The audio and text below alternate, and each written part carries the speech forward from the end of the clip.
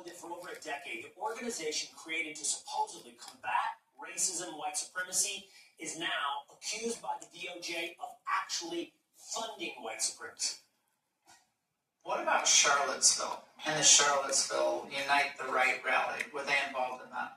Yes. So what we allege in the indictment and what the grand jury found is that one of the individuals that they paid was one of the folks who helped organize that terrible event. And so so imagine what we're talking about, where we're talking about an organization that actively came out and just screamed it from the top of their lungs.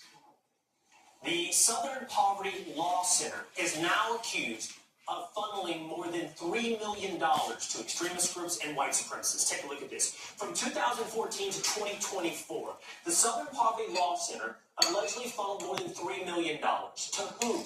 Let's talk about it. First of all, the accusations, according to DOJ, is that they funneled over $1 million to the National Alliance affiliate. You may not know who they are. I did not know who they are. Who is the National Alliance and who is one of their affiliates? Well, it's formerly one of the largest neo-Nazi organizations in the United States. It's interesting, though. At its peak, it had around 1,500 members. But its main leader died in 2002, and then the group splinters. And ultimately, it lost most of its members. It's anticipated that by the mid-2010s, they were down to a few dozen members left.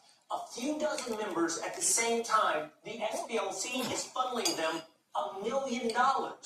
How about a $300,000 funding to the Aryan Nations affiliate? Here's what's fascinating about the Aryan Nations affiliate. The story is very similar to the National Alliance affiliate. It declined seriously in the early 2000s, but interesting enough, in September of 2000, the Southern Poverty Law Center won a $6 million judgment against the Aryan Nations. So now, a decade later, they're back funding to the tune of $300,000 the Aryan Nation. Now, they also sent something like $73,000 to former KKK members, and just under $300,000 to a Unite the Right member who is accused of helping to plan the Charlottesville protest. Stunning funding of groups here. And here's the charges. According to the DOJ, 6 counts of wire fraud, 4 counts of bank fraud, 1 count of conspiracy to commit money laundering. Now let's follow